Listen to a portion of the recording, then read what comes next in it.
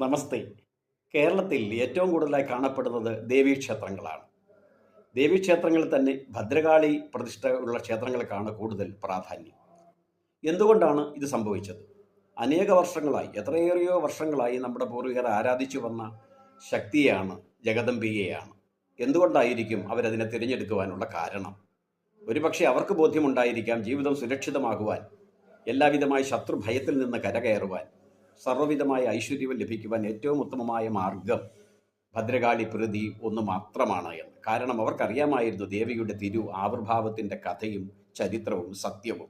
കാരണം മൂന്ന് ലോകവും എന്നല്ല, വിശ്വപ്രകൃതി ഒന്നടങ്കം ആസുരീയതയുടെ ശക്തിയിൽ നിന്ന് കരകയറുവാൻ വേണ്ടി ആശ്രയിച്ചത് ജഗദംബയായിരുന്നു.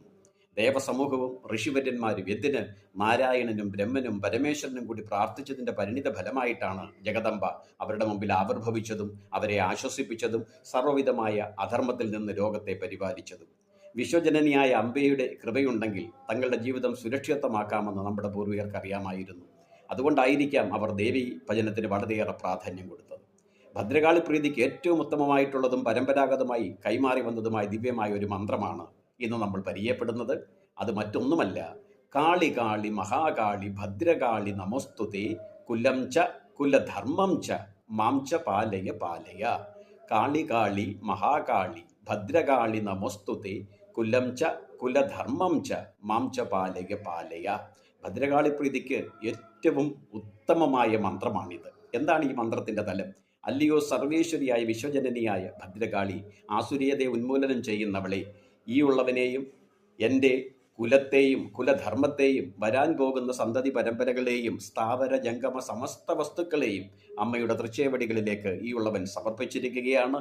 അടിയൻ്റെ പരിപൂർണമായ പരിപാലനം അമ്മയുടെ തിരുകരങ്ങളാൽ ഉണ്ടാകണം. എൻ്റെ ഉള്ളിലെ എല്ലാവിധമായ ആസുരീയതയും ഇല്ലായ്മ ചെയ്ത് ഈശ്വരീയത്വത്തെ നിറച്ച് ധാർമ്മികപരമായ ലോകത്തിന് സൽഗുണങ്ങളെ സംഭാവന ചെയ്യുവാനുള്ള തലത്തിലേക്ക് എന്നെ ഉയർത്തണം.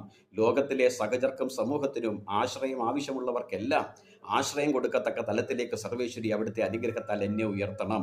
എന്നെയും എൻ്റെ കുലത്തെയും എൻ്റെ കുലധർമ്മത്തെയും സമസ്ത വിഭവങ്ങളെയും അമ്മയുടെ തൃച്ചേവടികളിലേക്ക് ഈ ഉള്ളവ സമർപ്പിച്ച് ദാസ്യഭാവത്തിൽ വർത്തിക്കുമ്പോൾ ലോകമാതാവായ അമ്മേ, അറിഞ്ഞോ അറിയാതെയോ ചെയ്ത സമസ്ത അപരാധങ്ങളും പുറത്തുകൊണ്ട് അടിയനെ പരിപാലിക്കണം, അടിയൻ്റെ കുലത്തെ പരിപാലിക്കണം, അടിയൻ്റെ സമൂഹത്തെ പരിപാലിക്കണം, വിശ്വത്തെ മുഴുവൻ സർവേശ്വരിയായ ജഗദംബെ അവിടെ നിന്ന് കരകയറ്റണമേ, സർവ്വ ഐശ്വര്യങ്ങളും നൽകി അനുഗ്രഹിക്കണമേ എന്ന് പ്രാർത്ഥിക്കൂ. ദേവീ പ്രീതിക്കുള്ള ഏറ്റവും, വിശിഷ്യ ഭദ്രകാളി പ്രീതിക്കുള്ള ഏറ്റവും ഉത്തമമായ മന്ത്രമാണ്. അനേക വർഷങ്ങളായി അനേകം തലമുറകൾ ജപിച്ച് നേടിയ മന്ത്രമാണ്.